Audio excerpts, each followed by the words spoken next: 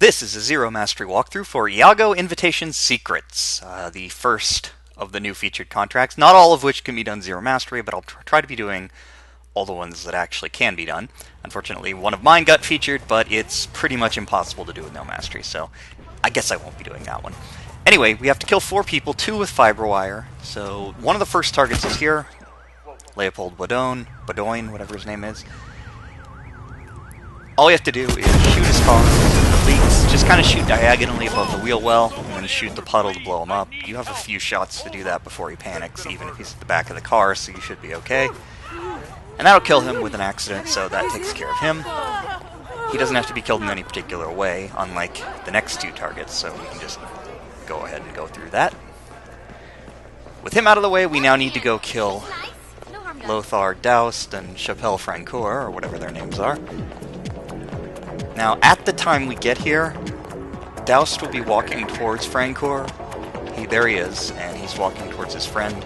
Now, obviously, we'd like to separate them, so what we can do is run back here. There's a screwdriver, just throw it on the ground.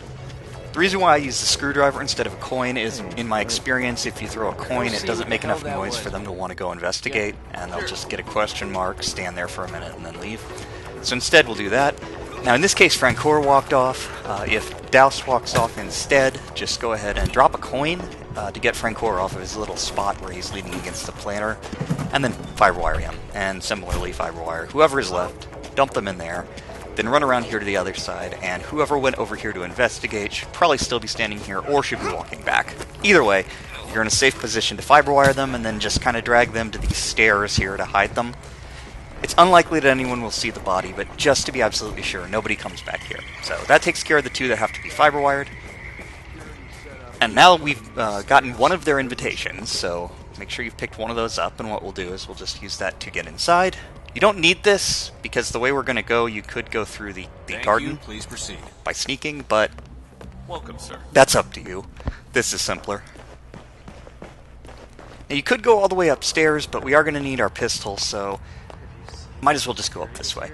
And the reason why this is also more convenient is because it's going to take us right to the auction. Now, Edward Stark is one of the people at the auction, and when people at the auction are seated, they will not respond to distractions. So at the moment, Stark is sitting.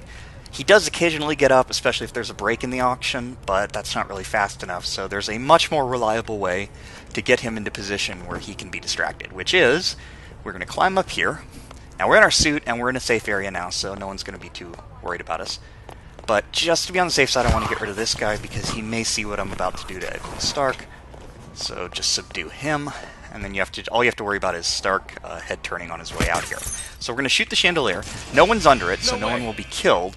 But by doing that, it will cause everybody in the auction to stand up, and they will be able to be bump distracted and throw distracted and so forth. So I bumped Stark to move him out here. Make sure he's not going to turn to the left. Now you can either lure him all the way over to the ledge with a coin, you just bump him and lure him over and then push him over conscious, or you can knock him out, which may be safer to avoid him seeing the guard's corpse. Make sure nobody's looking and dump him, because he can still be seen while he's falling. You need to make sure the body isn't found until after he hits the ground. Before that, he's unconscious and it's considered a body found. After that, it's an accident kill and it doesn't matter if his body's found. So that takes care of everybody. We're just going to leave the way we came in, because it's the simplest and safest way of doing it. You could, if you want to do this faster, go for the helicopter. You could go for the basement exit. Those are both slightly more risky, but they are considerably faster exits. So that's up to you. This method isn't really the fastest anyway. Works relatively quickly, but it's still not super fast. So if you're going for time, you probably want to find a better route than this and use unlocks anyway, but if you are doing this and you just want a fast time with no mastery, just go ahead and take the risk and go for one of the other exits. But I'm going to guarantee it and just head straight out the front gate.